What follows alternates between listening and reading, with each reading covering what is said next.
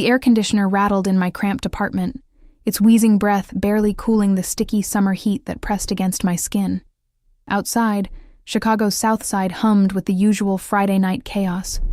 Distant sirens, thumping bass from passing cars, occasional shouts echoing between buildings. I sat cross-legged on my second-hand couch, a glass of cheap wine trembling between my fingers, staring at my phone as if it might suddenly grow teeth and bite me. My thumb hovered over the message I'd typed but hadn't yet sent. Leave me alone. 3 simple words, a desperate plea disguised as a command. I took another sip of wine, liquid courage burning down my throat. What had started as a job, just another night shift at Velvet, that high-end restaurant downtown where the rich came to flaunt their wealth, had spiraled into something I couldn't control. Something dangerous. I hadn't recognized him when he first walked in 3 weeks ago. Why would I? The hostess had seated him in my section, and I'd approached his table like I would any other customers. But the way the restaurant had quieted, the way other waiters had suddenly found reasons to avoid that corner, I should have noticed. I should have paid attention. "Good evening, sir. Can I get you started with something to drink?" I'd asked, notepad ready, professional smile in place. He'd looked up, and something electric had shot through me. Dark eyes, almost black, had studied my face with the intensity of someone memorizing every detail. He wasn't classically handsome. His face was too sharp, too severe for that. But something about him commanded attention. Power radiated from him like heat from asphalt in August. "McAllen, 25. Neat," he'd said, voice low and smooth as velvet. Then, with a slight tilt of his head, "And your name is?" "Emma." I'd answered automatically, though we were supposed to keep personal details to ourselves. The restaurant policy was clear about that. "Emma," he'd repeated, as if testing how my name felt on his tongue. "I'll be in your capable hands tonight." It wasn't what he'd said, but how he'd said it. Like he was claiming something, like he already knew me. I hadn't thought much of it that night. Rich men often acted entitled. But then he'd returned the next night and the next, always requesting my section. Always leaving obscenely large tips that made my manager's eyebrows shoot up and my coworkers whisper behind their hands. It was only when Tessa, the bartender who'd worked at Velvet for years, had grabbed my arm in the break room and hissed, "Do you know who that is?" that I'd realized something was wrong. "That's Alexei Vasilyev," she'd whispered, eyes wide. "He owns half the city's waterfront. The other half is too afraid to say no when he wants to buy it." She'd glanced around nervously before adding, "They say he's connected. Like, seriously connected. Russian mob connected." I'd laughed it off. Surely she was exaggerating. But then last night, everything had changed. I'd been finishing my shift, counting my tips in the back alley behind the restaurant, when a sleek black Bentley had pulled up.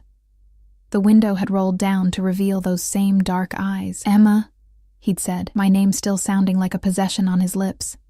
"Allow me to drive you home. That's not necessary," I'd replied, clutching my purse tighter. "I take the L. A woman shouldn't be alone on the train at this hour." It wasn't a suggestion. His driver had already stepped out, opening the rear door. I'd noticed then the bulge beneath the driver's jacket. A gun. "Really, I'm fine," I'd insisted, backing away slowly. Something had flickered across Alexei's face. Irritation, perhaps, or surprise that I'd refused. "I'd like to discuss a business proposition with you." "I'm just a waitress," I'd said. He'd smiled then, a predator's smile that never reached his eyes. We both know that's not true. My blood had turned to ice. Did he know about Lily? About what I was hiding? "Get in the car, Emma." Again, not a request. I don't know what madness had possessed me in that moment. Fear, defiance, or simple self-preservation.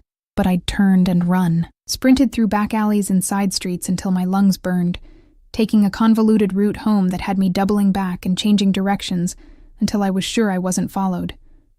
But this morning, flowers had arrived at my apartment. Dozens of blood-red roses with a simple card. "We have unfinished business." A no address on the delivery. No way he should have known where I lived. I'd spent the day with my stomach in knots, calling in sick to work, checking the locks on my windows and doors. And then, an hour ago, the first text had come through on my phone from an unknown number. "You can't hide from me, Emma." Then another. "We need to talk about what you stole."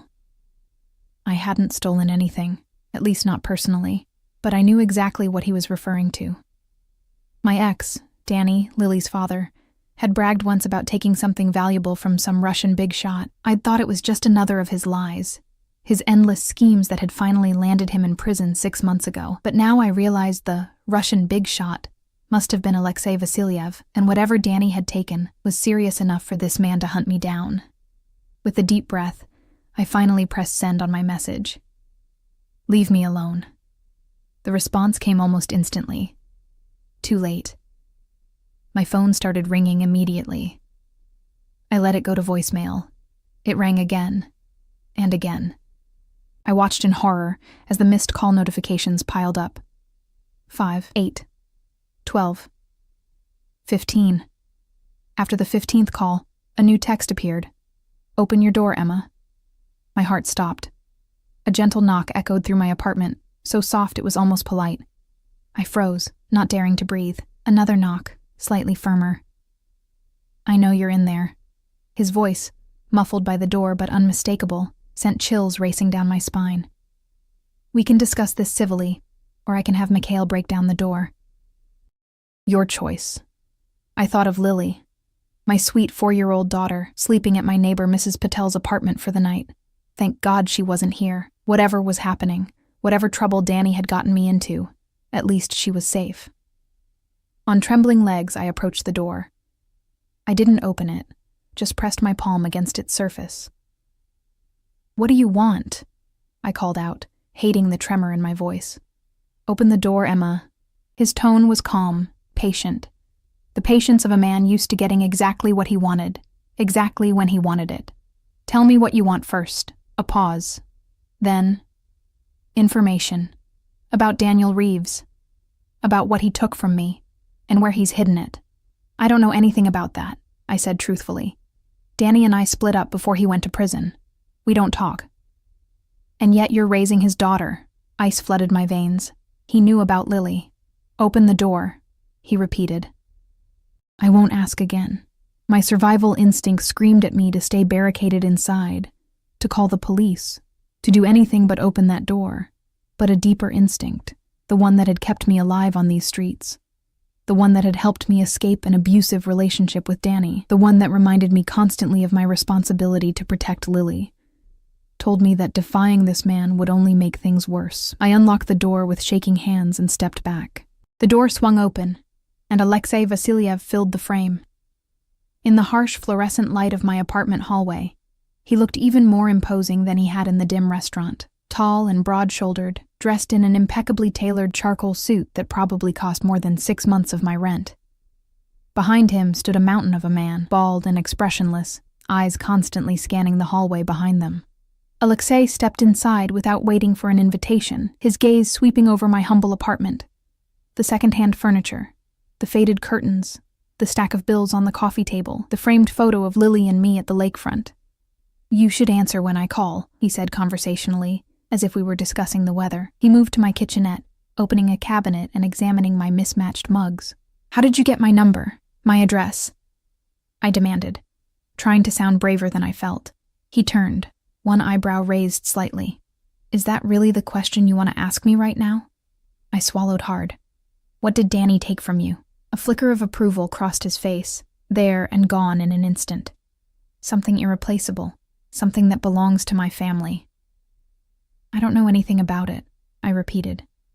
"Danny never told me about his jobs." Alexei moved to the photo of Lily and me, picking it up with long, elegant fingers. My chest tightened.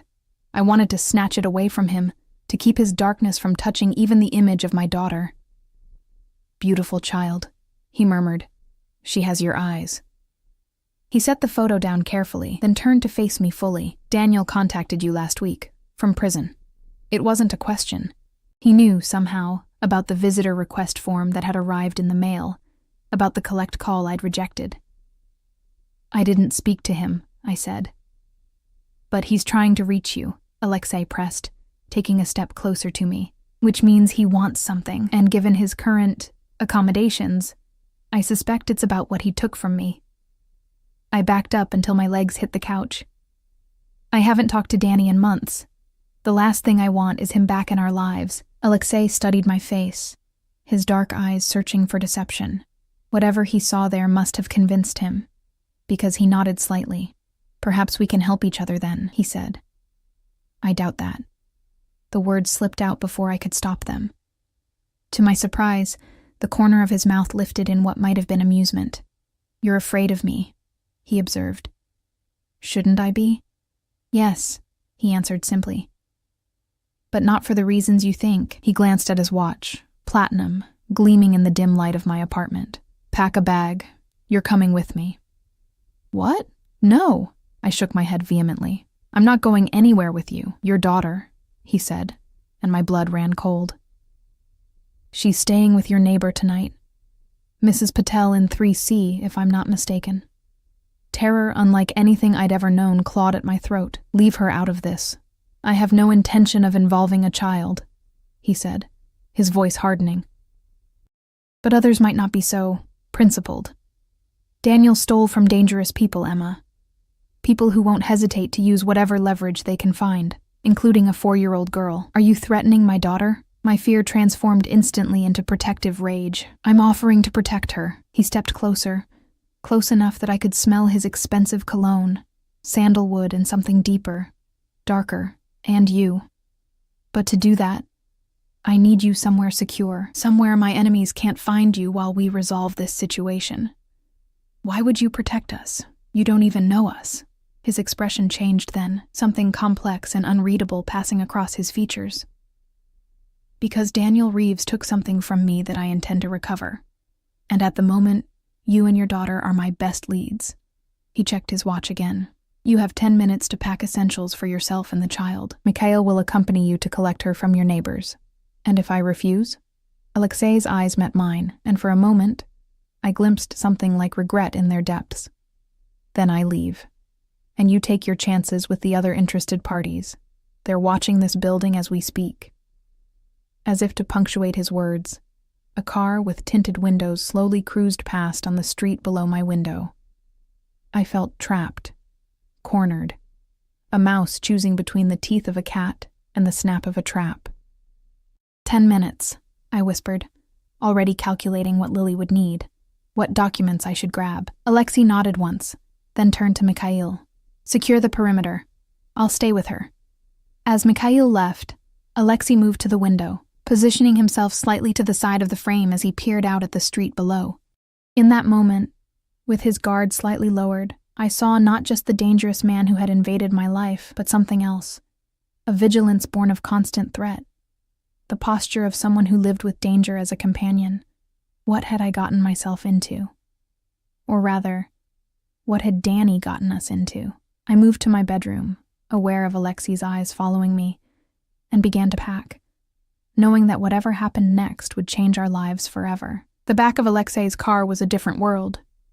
Buttery leather seats, privacy glass, the hushed purr of an engine too expensive to make noise. Lily slept against my side, her small body curled trustingly into mine, her favorite stuffed rabbit clutched to her chest. I'd managed to explain to Mrs. Patel that a family emergency required us to leave immediately.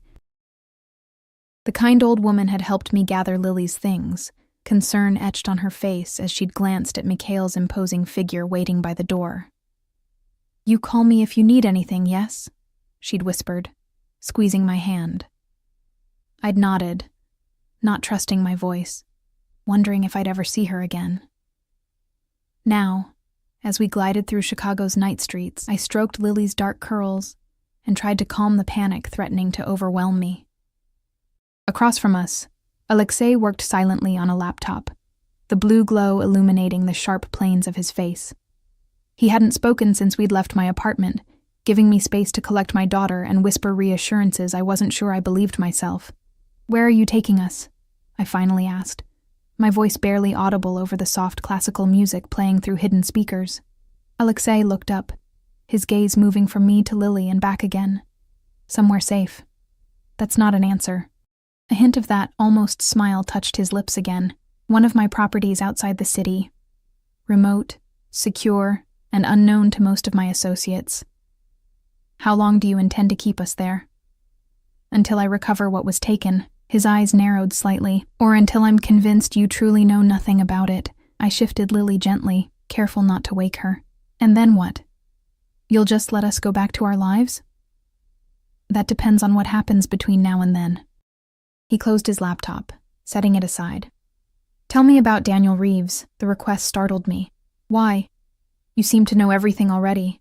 I know facts, dates, criminal records, financial transactions. He leaned forward slightly, elbows on his knees. I don't know why a woman like you was ever with a man like him. A woman like me? I echoed, unable to keep the bitterness from my voice. A waitress from the South Side? A woman with integrity, he corrected smoothly. I've had you investigated, Emma. Single mother working 2 jobs. Night classes at community college. No criminal record, not even a parking ticket. You don't drink to excess, don't use drugs, volunteer at your daughter's preschool when your schedule allows. His head tilted slightly. So, why Daniel Reeves? A known thief with a history of violence, who abandoned you before your child was born. The question hit too close to home, to the parts of myself I'd spent years trying to understand. I was 19 when I met Danny. Working as a cashier, taking classes when I could afford them. I looked down at Lily's sleeping face. He was charming, made me feel special. By the time I saw what he really was, I was already pregnant. And you chose to keep the child, raise her alone. It wasn't a question, but I answered anyway. She's not responsible for who her father is. Something passed across Alexei's features, a shadow of emotion I couldn't identify. No, he agreed quietly. Children rarely are. The car turned onto a private road, gravel crunching beneath the tires. Through the window, I could make out tall iron gates opening automatically as we approached. A long driveway bordered by precisely manicured trees. The house, if you could call it that, loomed in the distance. A modernist structure of glass and stone perched on the edge of what appeared to be a cliff overlooking Lake Michigan. We've arrived, Alexei announced unnecessarily as the car came to a stop beneath a covered entrance. Mikhail will show you to your rooms. Get some rest. We'll talk more in the morning. I need to know my daughter will be safe, I insisted. Alexei's gaze was steady. No harm will come to your child in my house, Emma. You have my word. Strange how, despite everything, I believed him on that point. Mikhail opened the car door and stepped aside. I gathered Lily in my arms, her warm weight both comfort and burden, as I followed the bodyguard into the house. The interior was just as impressive as the exterior. Soaring ceilings, minimalist furnishings in neutral tones, walls of glass showcasing the moonlight dancing across the lake's surface. It should have felt cold, this museum-like perfection. But subtle touches, a cashmere throw draped across a sofa, the scent of cedar and citrus in the air, gave it an unexpected warmth. We ascended a floating staircase to the second floor, where Mikhail led us to a suite of rooms. For you and the little one, he said, his Russian accent thick, but his voice surprisingly gentle. Bathroom through there. Kitchen downstairs is fully stocked if you're hungry. I nodded my thanks, too exhausted for words. He hesitated at the door. There is security everywhere, he added, his meaning clear. Don't try to escape. Boss says to tell you. Press this button if you need anything. He indicated an intercom panel by the bed. Sleep well. After he left, I gently laid Lily on the king-sized bed, tucking the plush comforter around her small frame. She stirred slightly but didn't wake, exhaustion overriding the strangeness of her surroundings. I moved through the rooms, checking windows, sealed shut, doors, just the one to the hallway, and finally sinking onto the edge of the bed in defeat. I was trapped in a mobster's lake house with my 4-year-old daughter, all because my ex had stolen something irreplaceable from one of the most dangerous men in Chicago. My phone had no signal. There was no landline I could find, and even if I managed to escape the house, we were miles from anywhere, surrounded by security.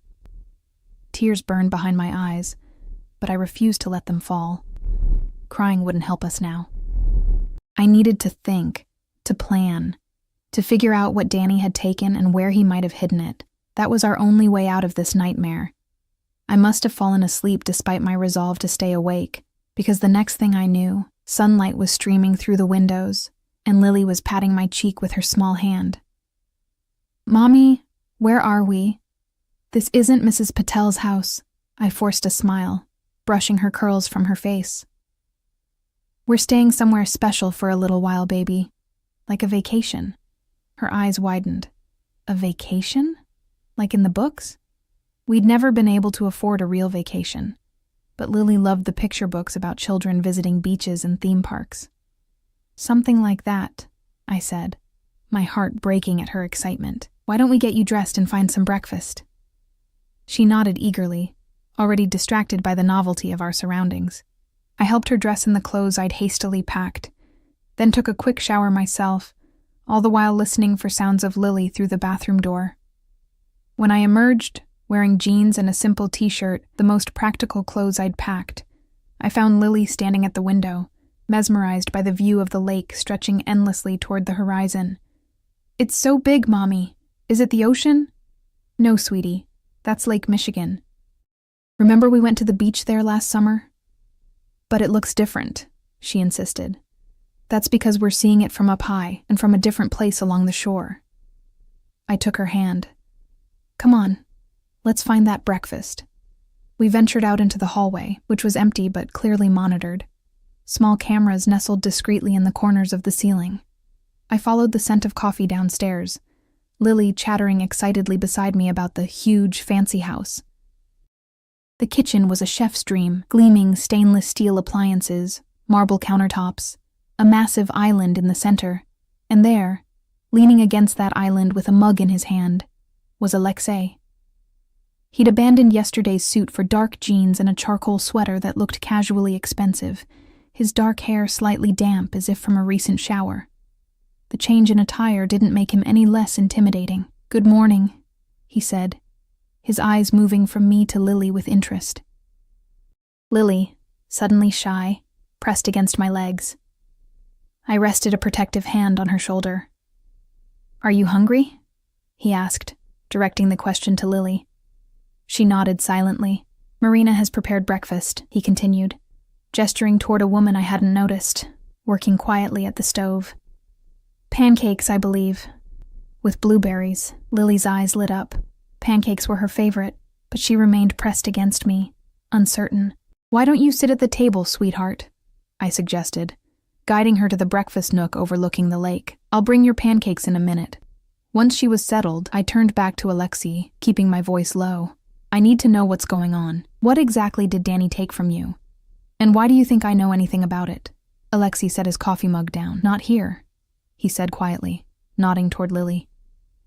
"After breakfast, we'll talk." He reached past me to a fruit bowl on the counter, selecting an apple with deliberate care. "Your daughter is lovely," he observed, turning the apple in his fingers. "She has your eyes, but the rest is her father, no?" I stiffened. "She's nothing like Danny. Nature versus nurture," he mused. "An eternal question." He took a bite of the apple, studying me over it. "You've done well, raising her alone. It can't have been easy." The unexpected compliment caught me off guard.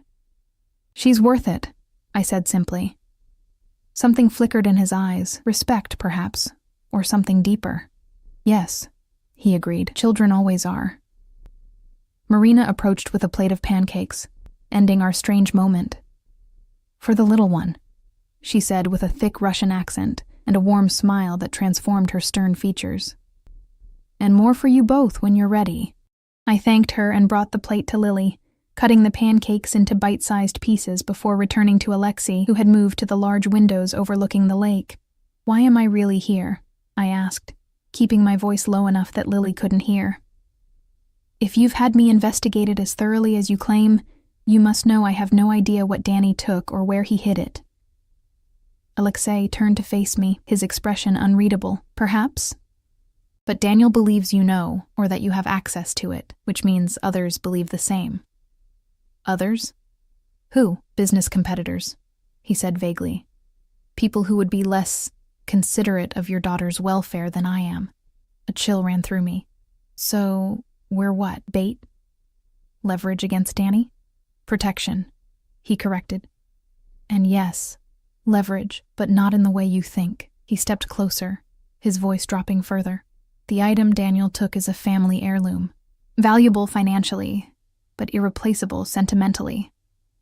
My mother's last gift to me before she died. The personal admission surprised me.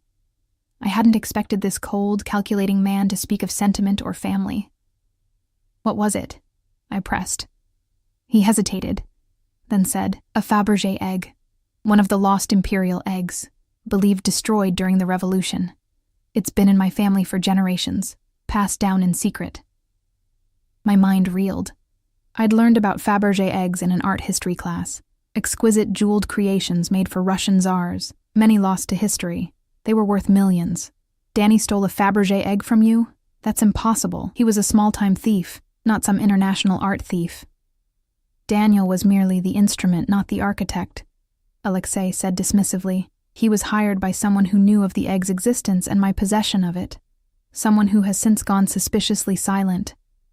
And you think this person might come after me and Lily to find it? I know they will.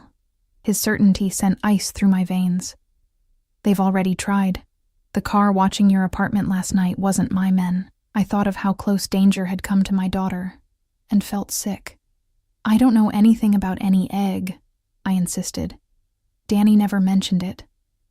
Alexei studied me, those dark eyes seeming to peel back my defenses layer by layer. Perhaps not directly, he conceded.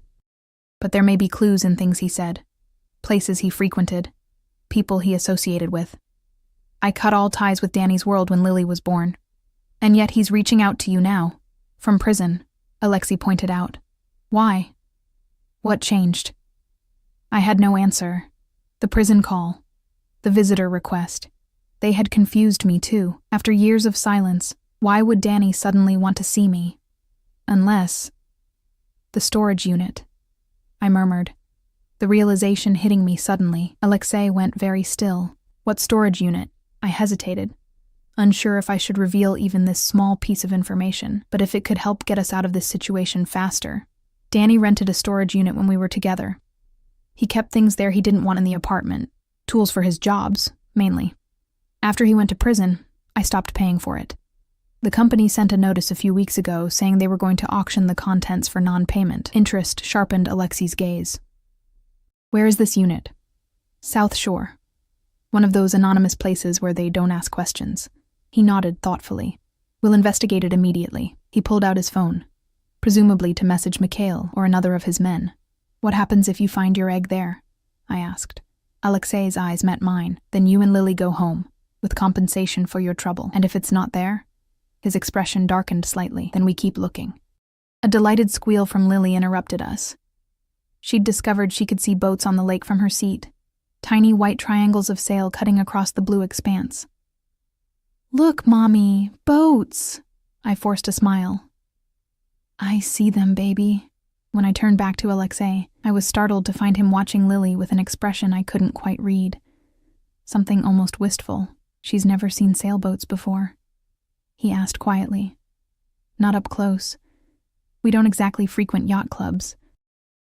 I couldn't keep the bitterness from my voice. He seemed to make a decision. There's a telescope in the study. She might enjoy using it to watch the boats. The unexpected kindness caught me off guard again. Thank you, I said cautiously. That would be nice. He nodded once, then turned to leave. Enjoy your breakfast. I have calls to make regarding the storage unit. We'll speak more this afternoon. As he walked away, I watched his retreating figure with confusion. This man, this alleged mobster who had essentially kidnapped us, was impossible to categorize neatly as villain or savior. He was dangerous, certainly. I could feel that in every interaction. But there were layers to him I hadn't expected. I joined Lily at the table, helping myself to some pancakes as I tried to process everything. One thing was clear. Our lives had become entangled with Alexei Vasiliev's in ways I couldn't yet understand. And until he found his precious egg, we were staying in this gilded cage. Mommy, Lily whispered, her eyes wide with childish conspiracy. Is that man a prince? He lives in a castle. Despite everything, I had to suppress a laugh. No, sweetie, he's not a prince. Then what is he? I looked out at the lake, at the vast emptiness of it, and wondered the same thing myself. He's someone we need to stay with for a little while, I said finally. Just until some grown-up problems get sorted out. Lily accepted this with the easy resilience of childhood, already distracted again by the boats on the horizon. But as I sipped my coffee, better than any I'd ever tasted, I couldn't shake the feeling that I was missing something crucial, something that might be the key to our freedom, or our downfall. After breakfast, a woman named Irina appeared to help with the child. Tall and stern-faced with prematurely silver hair pulled into a tight bun, she introduced herself as the housekeeper. Despite her intimidating appearance, she displayed a gentle patience with Lily that put me somewhat at ease. "I have children's books in the library," she told Lily, who looked up with interest. "And puzzles. Would you like to see?" Lily glanced at me for permission. I nodded, but said, "I'll come too." "As you wish," Irina replied with a slight shrug. "But Mr.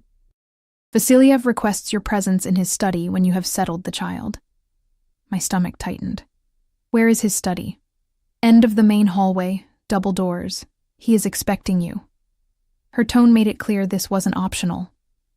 The library turned out to be a sunlit room with floor-to-ceiling bookshelves and comfortable window seats overlooking the grounds. A children's area had been set up in one corner with a small table, cushions, and shelves of colorful books. Lily gasped in delight, immediately drawn to a basket of wooden puzzles. "You may leave her with me," Irina said, her stern face softening as she watched Lily. "She will be safe." I hesitated. The thought of letting Lily out of my sight in this strange place filled me with anxiety, but I also needed to speak with Alexei to find out what was happening with the storage unit investigation. "I'll be back very soon, sweetie," I told Lily, kneeling to her level. "You be good for Miss Irina, okay?" "Okay, Mommy." She was already engrossed in a puzzle of sea creatures, barely looking up. I walked the long hallway with leaden feet, taking in the artwork adorning the walls. Mostly modern pieces, abstract and probably worth fortunes. At the end stood the double doors Irina had mentioned. I knocked softly. "Enter," came Alexei's voice from within. The study was exactly what I'd expect from someone like him, masculine and elegant, with leather furnishings and dark wood shelves. One wall was entirely glass, offering another stunning view of the lake. Alexei sat behind a massive desk, phone to his ear, speaking rapid Russian. He gestured for me to sit in one of the chairs opposite him. I perched on the edge, taking in the room while he finished his call. Books on art, history, and business filled the shelves.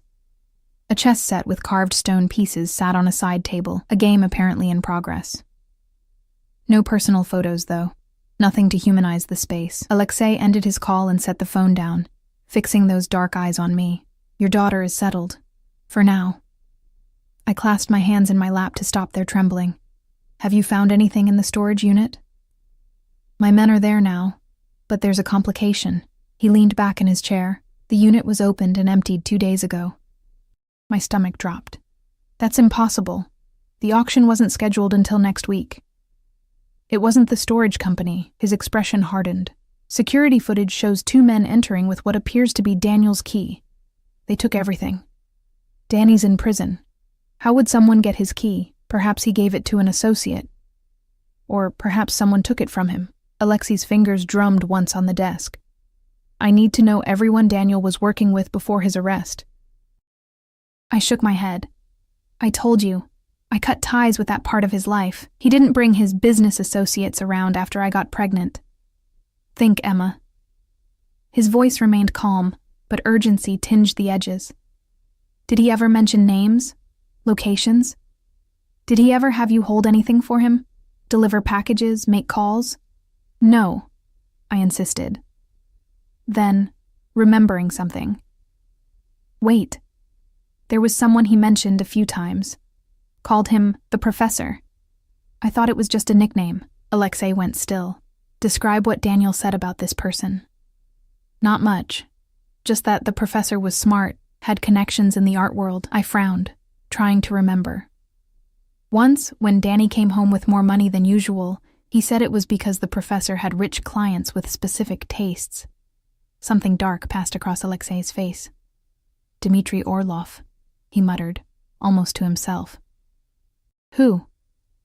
A former academic who became a broker for stolen art and artifacts, Alexei explained, his accent thickening slightly with what seemed like anger. He specializes in finding buyers for specific pieces before they're even stolen. And you think he hired Danny to steal your egg? It fits his pattern. Alexei stood, moving to the window. Orlov disappeared 3 weeks ago. His apartment was found empty, accounts cleaned out. So he has your egg? Perhaps. Alexei turned back to me. Or perhaps Daniel double-crossed him. Your ex wasn't known for his loyalty. That, at least, was true. Danny had cheated on me multiple times before I'd finally thrown him out. If Danny double-crossed this professor person, why would he be reaching out to me now? I asked. Insurance, Alexei suggested. If he hid the egg somewhere only you could access, he could use it as a bargaining chip. The theory made a sick kind of sense. But I don't have it. I don't know where it is. The answer is somewhere in your connection to Daniel. Alexei moved closer, sitting on the edge of the desk near me. The proximity made my heart rate spike. I need access to all communication you've had with him since his arrest. Visitor requests, letters, recorded calls. There's nothing to access. I never visited him, never accepted his calls. I looked up into his face, so close now I could see flecks of amber in his dark eyes. My only priority is keeping Lily away from his influence. Something in his expression shifted, a softening around the edges.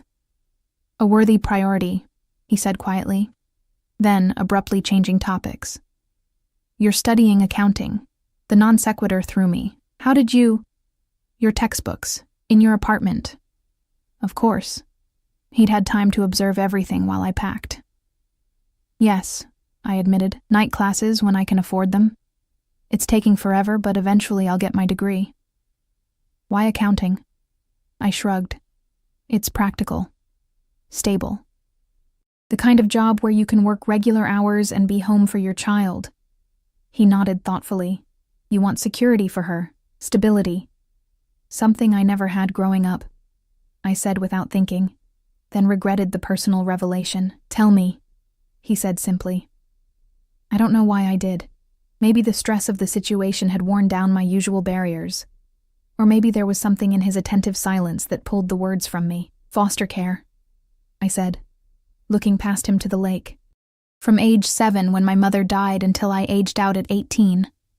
Some homes were okay, some were not. And your father? Never in the picture. Mom wouldn't even tell me his name. I shook my head slightly. That's why I promised myself Lily would always know she was wanted, would always have a stable home, no matter how much I had to work for it. Alexei was silent for a long moment, studying me with an intensity that made me want to squirm. Finally, he said, "Admirable," in a tone that suggested genuine respect. Before I could respond, his phone rang. He answered with a curt Russian phrase, listened for a moment, then responded with what sounded like instructions before hanging up. My men found something at the storage facility, he said, standing.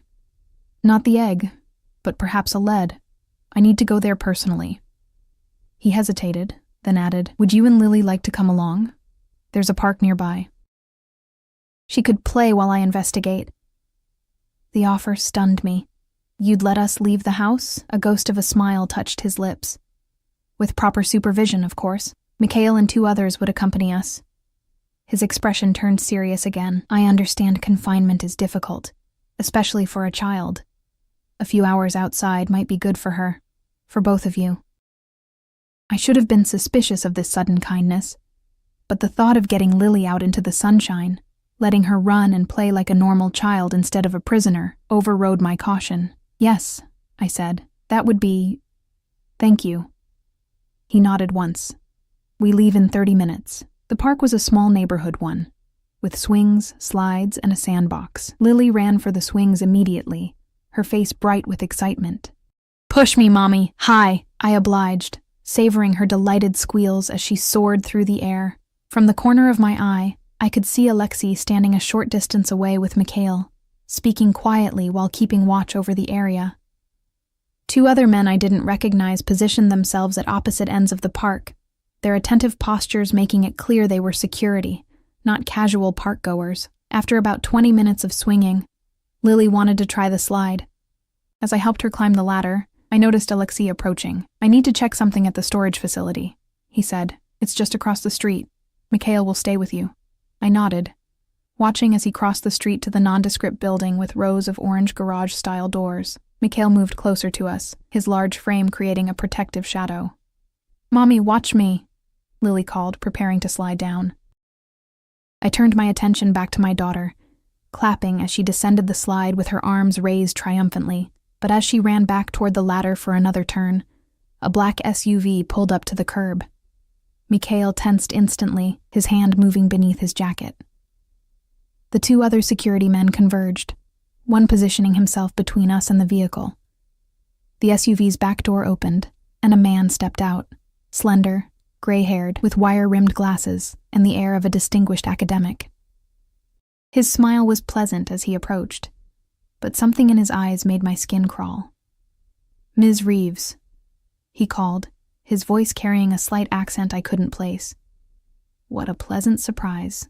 Mikhail moved in front of me, speaking into a concealed microphone in rapid Russian. I grabbed Lily, pulling her close to my side. "Who are you?" I demanded, though I had a sinking feeling I already knew. "An associate of Daniel's," the man said, still smiling. "You may call me the professor." My blood ran cold. Dmitry Orlov, the man who had supposedly disappeared, the one who had likely hired Danny to steal the Fabergé egg. "I think you and I should have a conversation about Daniel's investment," he continued, taking another step forward. Mikhail barked something in Russian that needed no translation. "Stay back." The professor's smile didn't falter. "I see Vasilyev has gotten to you first. Unfortunate, but not insurmountable." His eyes shifted to Lily, who was clinging to my leg, suddenly shy in the presence of a stranger. "What a beautiful child. Daniel's, I presume. The resemblance is striking. Leave her out of this," I said, my voice sharper than I intended. "Oh, I have no interest in children," he said dismissively. "My interest is in what Daniel entrusted to you." "I don't have anything of yours," I insisted. The professor sighed. "Daniel said you would say that. He also said you'd change your mind when properly motivated." His hand moved slightly inside his jacket. Whatever he intended was interrupted by Alexei's voice, cold and commanding. "Orlov." The professor turned, his expression shifting from smug confidence to wary calculation as Alexei approached, flanked by two more men. The storage facility loomed behind them. "Vasilyev," the professor acknowledged with a slight nod. "This is unexpected." "Is it?" Alexei's tone was conversational, but his eyes were hard. "You disappear for 3 weeks after my property goes missing, then reappear precisely when I'm investigating a lead? I don't believe in coincidences." The professor spread his hands. "Business required my attention elsewhere. As for your property, I'm as eager to locate it as you are. My client was most displeased when it wasn't delivered as promised." "Your client," Alexei repeated flatly. "The same client who's been trying to acquire my family's legacy for years? Who sent threats after I refused his offers?" A thin smile spread across the professor's face. "The piece rightfully belongs in his collection. Your grandfather acquired it under questionable circumstances." Alexei's expression hardened. "My grandfather saved it from destruction, preserved it when others would have melted it down for the gold." He took a step closer to the professor. "Leave now, Orlov. You won't get a second warning." For a tense moment, I thought the professor might refuse. His eyes darted from Alexei to Mikhail to the other security men, clearly calculating his odds. Finally, he inclined his head slightly. "This isn't over, Vasilyev. The piece will find its way to its rightful owner eventually." His gaze shifted to me. "Ms. Reeves, do consider my offer. I'm far more reasonable than your current host." With that, he retreated to the SUV, which pulled away smoothly from the curb. Alexei turned to me, his expression grave. "We need to leave. Now." I nodded, lifting Lily into my arms despite her protests that she wasn't finished playing. As we hurried to Alexei's waiting car, I asked, "What did you find in the storage unit?" "Nothing but this." He handed me a small key, not a storage unit key, but what looked like a safety deposit box key with a number engraved on it. I don't recognize this, I said truthfully. I believe it's for a box at First Merchants Bank downtown, Alexei replied, helping me settle Lily in the car before sliding in beside us. The number matches their sequence. Danny didn't have a safety deposit box, I insisted, at least not that I knew about. Perhaps not in his name, Alexei suggested, signaling for the driver to go. We'll investigate tomorrow. For now, we return to the house. Orlov's appearance makes the situation more volatile. As we drove away from the park, Lily fell asleep against me, exhausted from her brief adventure. I stroked her hair, my mind racing with new fears. The professor had found us easily. What was to stop him from finding us at Alexei's house? As if reading my thoughts, Alexei said quietly, "The house is secure. Orlov won't find it, and he wouldn't dare breach it if he did." "How can you be so sure?" Alexei's eyes met mine. "Because the consequences would be severe. Even Orlov isn't that reckless." The calm certainty with which he said this reminded me forcefully of exactly who he was. A man powerful and dangerous enough to make such threats credible. "What happens now?" I asked. "Now," he said, "we wait until morning to check the safety deposit box, and you tell me anything else you can remember about Daniel's activities before his arrest." I leaned my head back against the seat, suddenly exhausted. "There's nothing else to tell." Alexei studied me for a long moment, then reached out, and in a gesture that startled me with its gentleness, brushed a strand of hair from my face. "Get some rest, Emma," he said softly. "Tomorrow will bring answers, one way or another." That night, I dreamed of golden eggs in iron cages, of Danny's mocking laughter, and the professor's cold eyes watching my daughter. I woke with a gasp, sweat-damp sheets twisted around me. Lily slept peacefully beside me, her small chest rising and falling with each breath, untroubled by the dangers surrounding us. The digital clock on the nightstand read 3:17 a.m. Knowing sleep would elude me now, I carefully slipped out of bed and padded to the window.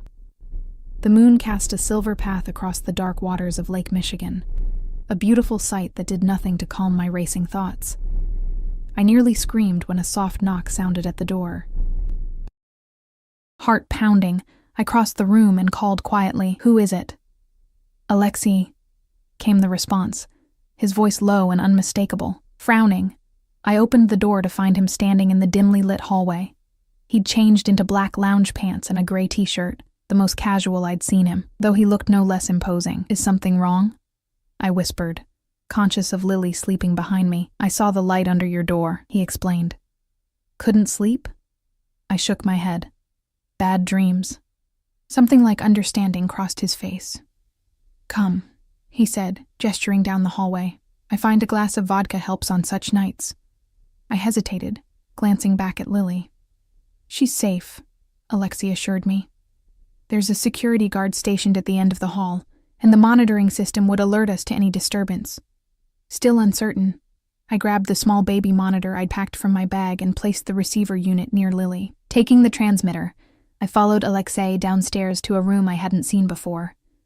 A cozy den with a fireplace where embers still glowed, casting warm light across leather furnishings and bookshelves. Alexei went to a cabinet and produced a crystal decanter and 2 small glasses. He poured clear liquid into each, then handed one to me. "Not the cheap stuff you're used to," he said, the ghost of a smile playing at his lips. "I'm not much of a drinker," I admitted, taking the glass cautiously. "This isn't for getting drunk," he corrected, raising his glass slightly. "It's for quieting the mind." I took a small sip and nearly gasped as liquid fire slid down my throat, warming me from the inside out. Alexei chuckled at my reaction. "Small sips," he advised, demonstrating with his own glass.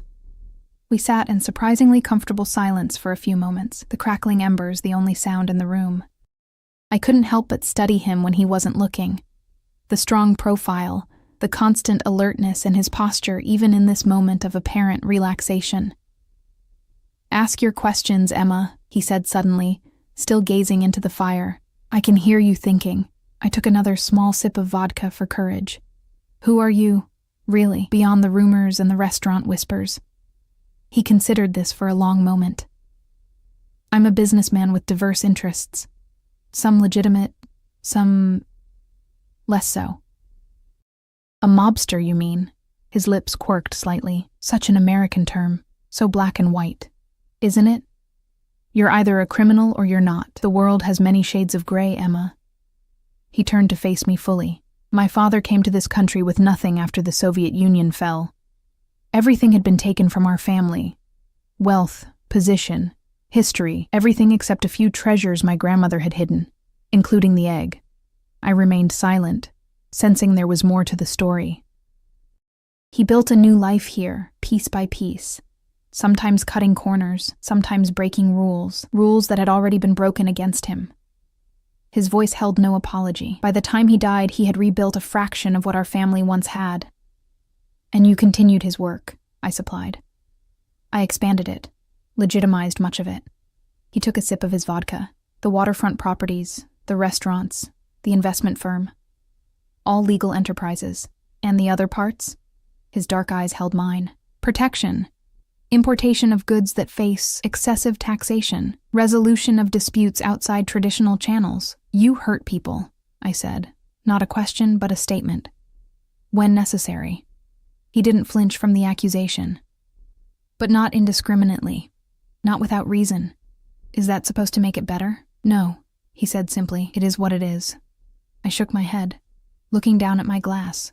I don't understand this world. Danny tried to pull me into it, but I never wanted any part of it. Yet here you are. Not by choice, I reminded him. Few of our circumstances are by choice. Alexei set his empty glass down. We play the hand we're dealt. The baby monitor crackled softly as Lily turned over in her sleep, muttering something unintelligible. I instinctively glanced toward it. You're a good mother, Alexei observed quietly. You've built a life for her against considerable odds. The unexpected compliment warmed me more than the vodka had. She deserves better than what I can give her. Perhaps, he acknowledged. But she has what many children lack. A parent who would do anything for her. Something in his tone made me wonder. Do you have children? A shadow passed across his features. No. There was a story there, I sensed, but he clearly didn't wish to elaborate. Instead, he asked, what will you do when this is over, when you return to your life? Keep working, keep studying, keep trying to give Lily a better future. I finished my vodka, welcoming the warmth spreading through my limbs. Same as always. He nodded thoughtfully. A life of sacrifice, a life of love, I corrected. There's a difference. Our eyes met, and something passed between us, a moment of understanding that transcended our vastly different worlds. For a heartbeat, he wasn't the dangerous mobster who'd upended my life, but simply a man sitting across from me in the firelight, sharing confidences in the small hours. The moment broke when the baby monitor emitted a small whimper. Lily's voice called softly, Mommy? I stood immediately. I should go back. Alexei rose as well. Of course. He walked me to the stairs where we paused. Thank you, I said, not entirely sure what I was thanking him for. The drink, the conversation, the momentary peace. Sleep well, Emma, he replied, his voice low and rich in the darkness. I hurried back to Lily, who had awakened confused in the strange bed. I'm here, baby, I soothed, slipping under the covers beside her. Everything's okay. I had a bad dream, she murmured sleepily. Me too, I whispered, kissing her forehead. But they can't hurt us. As she drifted back to sleep in my arms, I wondered if I was lying to both of us. Morning came too quickly. After breakfast, Alexei informed me that we would be visiting First Merchants Bank to investigate the safety deposit box. I've arranged for Irina to watch Lily here, he said. It's safer if she remains at the house. Though reluctant to leave her, I knew he was right. The confrontation with the professor had proven how dangerous the situation was. I spent extra time explaining to Lily that I needed to go out for a little while, but would be back soon, and she seemed content enough with Irina's promise of baking cookies and watching her favorite cartoon. The bank was in downtown Chicago, a gleaming tower of glass and steel. Alexei, back in his impeccable business suit, led me through the marble lobby with the confidence of someone who belonged in such surroundings. Mikhail followed a few paces behind, his watchful eyes scanning constantly. At the safety deposit box area, an attendant greeted Alexei by name. Mr. Vasilyev, good morning. How may I assist you today? I need to access a box, Alexei replied smoothly, showing the key we'd found in Danny's storage unit. The attendant examined the key, then checked her computer. I see. This box is registered to an Emma Reeves. I blinked in surprise. Me? That's impossible. I don't have an account here. The box was opened 6 months ago, the attendant continued, looking at her screen. Is there a problem? Alexei placed a hand lightly on my lower back, a silent warning to play along. No problem, I said quickly. I just use this box so rarely I'd forgotten about it. The attendant smiled politely. Of course. I'll need to see your ID and then I'll take you to your box. My hand shook slightly as I produced my driver's license. The attendant verified it, then led us to a private room with the safety deposit box. I'll leave you to your privacy, she said, closing the door behind her. Alexei immediately took the box from me, setting it on the table and opening it with the key. Inside was a small velvet pouch and an envelope with my name written on it in Danny's messy handwriting. Open the letter, Alexei instructed, his voice tense. With trembling fingers, I broke the seal and unfolded the single sheet of paper inside. If you're reading this, things have gone sideways. The professor isn't who he claims to be. Don't trust him. The package was never meant for him. It was insurance for me and Lily. There's a key to a cabin in Wisconsin inside the egg. Papers there will explain everything. I know I've been the world's worst father and boyfriend, but I'm trying to make it right. Take the egg to Vasilyev personally if you can. He'll pay enough to set you and Lily up for life. Just be careful. Some people will kill for this thing. Danny. I looked up at Alexei, who had been reading over my shoulder. He was double-crossing the professor, I said, understanding dawning. He was planning to sell the egg back to you. After using it to blackmail Orlov, Alexei confirmed, his expression dark. A dangerous game. He reached for the velvet pouch, carefully untying it, and emptying the contents onto the table. The Fabergé egg was smaller than I'd expected, perhaps the size of an actual egg, but breathtaking in its artistry. Gold and platinum formed an intricate lattice, studded with tiny diamonds and sapphires. Through the open work, I could glimpse an inner shell of deep blue enamel. It's beautiful, I whispered. It's one of the lost imperial eggs, Alexei said softly, genuine emotion in his voice for the first time. Made for Tsar Nicholas II to give to his mother in 1916. The revolution came before it could be delivered. My great-grandmother was a lady-in-waiting who smuggled it out during the chaos. He carefully turned the egg in his hands, then pressed something I couldn't see. With a soft click, the egg opened, revealing a miniature replica of the Russian winter palace inside, surrounded by tiny diamond snowflakes. Nestled beside it was a small gold key. The cabin key, I said. Alexei nodded, extracting it carefully. We should investigate this cabin. Daniel may have left evidence that could help us deal with Orlov permanently. So it's over? I asked hopefully. You have your egg back. His eyes met mine, unexpectedly gentle, almost. We need to ensure Orlov understands you know nothing, that there's nothing to be gained by pursuing you and Lily. A chill ran through me at the reminder that our safety wasn't yet secured. What will you do to him? Nothing that concerns you, he replied, his tone making it clear the subject was closed. He carefully returned the egg to its velvet pouch. Let's return to the house. We'll make arrangements to visit the cabin tomorrow. As we left the bank, I noticed Alexei was more relaxed than I'd seen him since this ordeal began. The recovery of his family treasure had lifted a weight from him, making him seem almost human.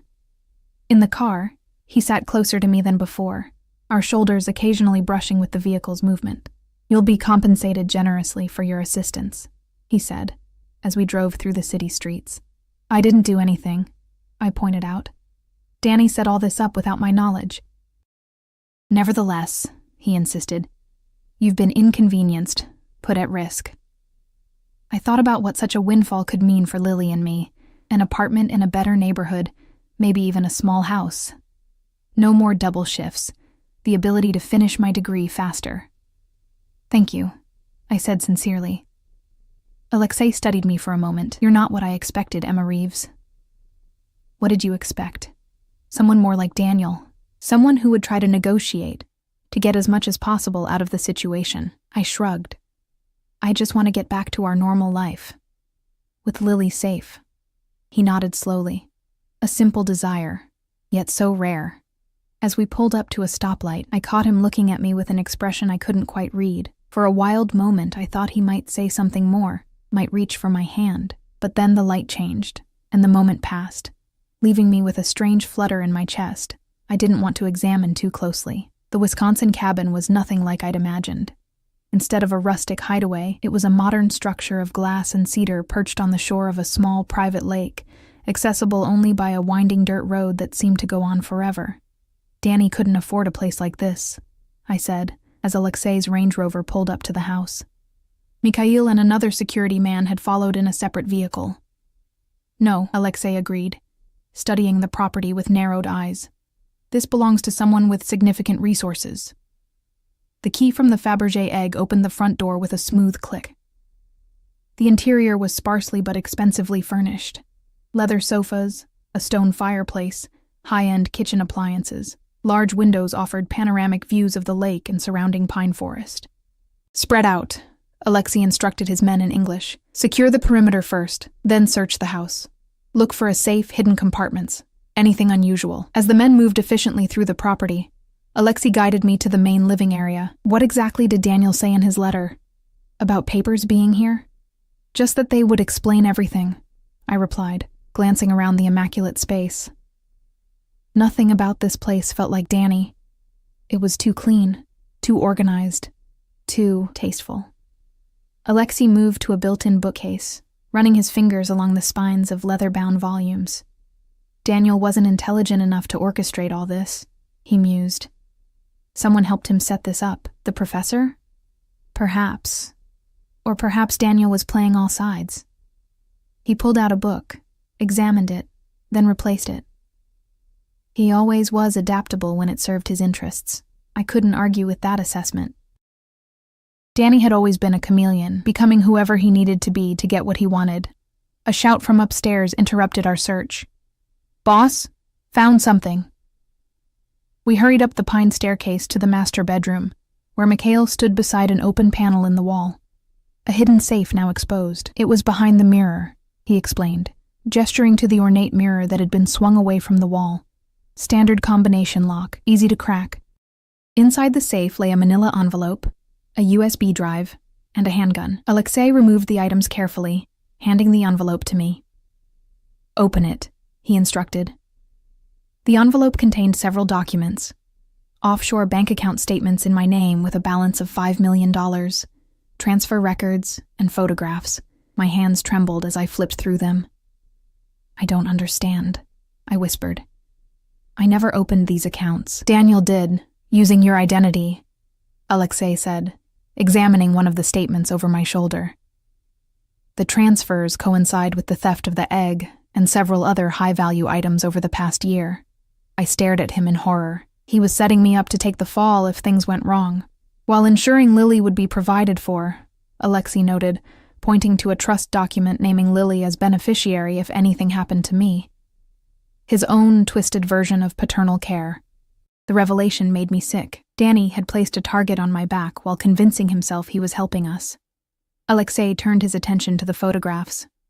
They showed the professor, Dmitry Orlov, meeting with various well-dressed men in different locations. In one, he was clearly handing over a small object that looked like an antique snuff box to an older man with silver hair and a distinctive ring.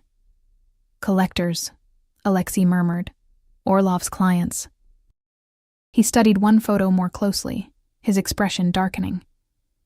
"Including some who should know better than to do business with him." As Alexei inserted the USB drive into a laptop one of his men produced, I wandered to the window, trying to process what we'd found. Danny had stolen the Fabergé egg and other valuables, stashed the proceeds in accounts under my name, and apparently documented the professor's criminal dealings as leverage. It was a scheme breathtaking in its recklessness and betrayal. "Emma," Alexei called, his voice sharp. "Come look at this." The laptop screen showed a video file, footage of the professor in what appeared to be a private office, speaking with a distinguished-looking man, whose face seemed vaguely familiar. "That's Senator Wells," Alexei explained, noticing my confusion. Chairman of the committee overseeing international art repatriation. In the video, money was clearly changing hands, along with documents bearing official seals. Blackmail material, I whispered, understanding dawning. Danny was blackmailing the professor. And potentially his clients, Alexei agreed. A dangerous game for a small-time thief. He scrolled through more files, documents, more photos, account numbers. A comprehensive record of the professor's operation and clients, including dates, locations, and amounts paid. Daniel was more clever than I gave him credit for, Alexei admitted, a grudging respect in his voice. This is enough to destroy Orlov completely. And that's what Danny wanted? I asked, struggling to reconcile this calculated scheme with the impulsive, selfish man I'd known. Perhaps, Alexei said, or perhaps it was merely insurance, a way to keep himself alive if Orlov discovered the double cross. Whatever Danny's motives, the evidence was damning. The professor had been using his academic connections to identify valuable artifacts, hiring thieves like Danny to steal them, and selling them to wealthy collectors through a complex network of intermediaries. What happens now? I asked. Alexei closed the laptop. Now we use this to ensure your safety. And mine. He made several calls, speaking in rapid Russian and occasionally English, giving instructions I couldn't follow. I wandered downstairs, feeling suddenly exhausted by the whole ordeal. The lakeside view was peaceful, pine trees swaying in the gentle breeze, sunlight dancing on the water's surface.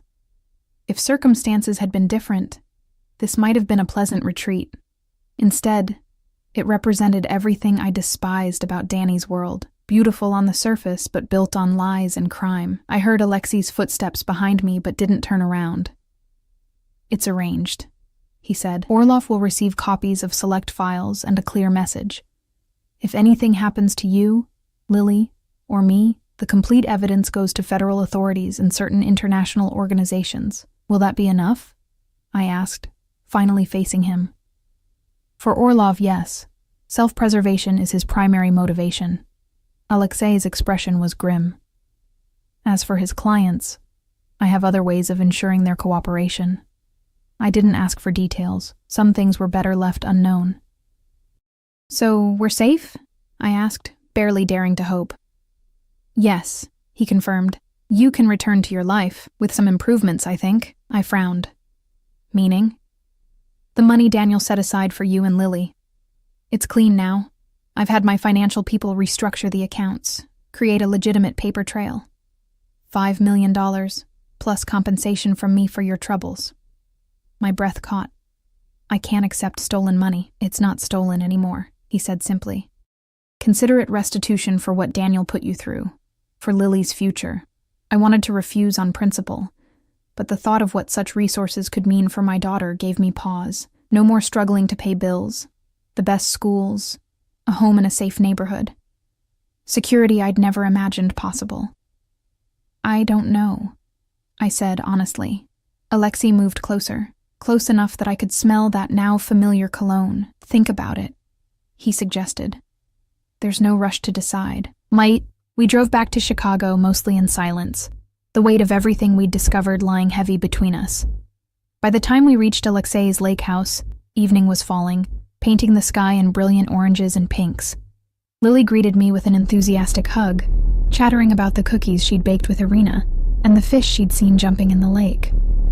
The normalcy of her excitement was a balm to my frayed nerves. After dinner and Lily's bedtime routine, Alexei invited me to join him on the terrace overlooking the lake. The night was warm, stars beginning to appear in the darkening sky. He poured 2 glasses of red wine, handing one to me. To resolution, he said, raising his glass slightly. I mirrored the gesture. To safety. We sipped in companionable silence for a moment before Alexei spoke again. You'll be free to leave tomorrow. My men will escort you home, ensure the apartment is secure. He paused, swirling the wine in his glass. Unless you'd prefer alternative arrangements. Alternative arrangements? A new home, perhaps. Something more suitable for you and Lily, in a better neighborhood. The offer was tempting. I need time to think about everything, I said. This has all happened so fast. He nodded. Of course. Another silence fell between us. Not uncomfortable, but charged with unspoken questions. Finally, I gathered my courage to ask the one that had been nagging at me. Why did you help us? You could have just taken the egg and left us to deal with the professor on our own. Alexei considered the question, his dark eyes reflecting the starlight.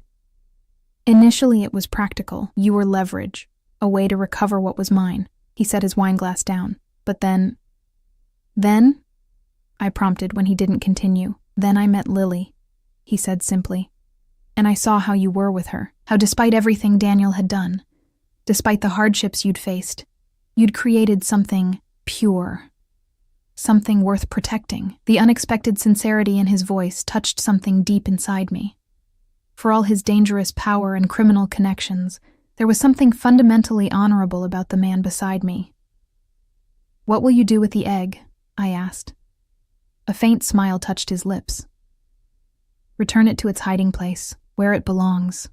He looked out over the lake. Family legacies are worth preserving. Even when they're complicated, especially then. His eyes met mine. We don't choose the circumstances of our birth, or the complications of our inheritance. We only choose what we do with them. There was wisdom in his words that resonated with my own situation. Raising Danny's daughter, determined that she would inherit only the best parts of her complicated legacy. Will I see you again? The question slipped out before I could stop it. Alexei turned to face me fully. Something unreadable in his expression. Do you want to? The honest answer surprised even me. Yes. He reached out, his fingers gently brushing a strand of hair from my face, a mirror of that moment nights ago, but charged now with new meaning. There are many reasons why that would be unwise, he said softly. I know, I admitted. Our worlds were fundamentally incompatible. He lived in shadows I wanted no part of, carried dangers I couldn't expose Lily to. But, he continued, his hand lingering near my cheek, wisdom has never been my strongest quality. In the moonlight, with the lake stretching silvery and vast before us, the distance between our worlds seemed both insurmountable and irrelevant. When he leaned closer, I didn't pull away. His kiss was gentle at first, questioning, then deepening as I responded. For a moment, I let myself forget everything, but the warmth of his touch, the solid strength of him against me. When we finally separated, both slightly breathless, reality began to creep back in. I stepped back, creating necessary space between us. I should check on Lily, I said. Though I knew she was sleeping soundly, Alexei nodded, understanding in his eyes. Of course. But as I turned to go, he caught my hand. Emma, he said, his voice low and serious. Whatever you decide, about the money, about this, know that you and Lily will always have my protection, whether you want it or not. The promise should have felt threatening coming from a man like him. Instead, it felt like the first truly solid ground I'd stood on in years. Thank you, I said simply, squeezing his hand before letting go. In the morning, things were different. Not awkward, but charged with a new awareness. As Mikhail loaded our bags into the car that would take us home, Alexei pulled me aside. Take this, he said, pressing a business card into my hand. It has my private number. Use it if you need anything at all. I nodded, slipping it into my pocket. The egg is safe? Yes, he confirmed, and so are you. Lily bounced impatiently by the car, excited to be going home to her familiar bedroom and toys. I smiled at her enthusiasm, grateful for her resilience. Goodbye, Alexei, I said, offering my hand formally, aware of the watching eyes of his security team. He took it, but instead of shaking it, he raised it to his lips in an old-world gesture that made my heart skip. Until we meet again, Emma. As our car pulled away from the lake house, Lily waved enthusiastically out the window. Bye, Mr. Alexei. Thank you for the cookies and the telescope. I watched in the side mirror as his figure grew smaller, standing tall and solitary on the steps, until we rounded a bend in the drive and he disappeared from view. 2 weeks later, I signed the papers on a modest but beautiful house in a safe neighborhood with excellent schools. The trust fund for Lily was established. My accounting program paid in full. A new beginning, built on complicated foundations but facing toward a brighter future. And sometimes, in the quiet evenings after Lily has gone to bed, I take out a certain business card and run my fingers over the embossed number, wondering when, not if, I'll finally dial it. After all, some connections once forged are impossible to break, even when they bind together worlds that were never meant to touch.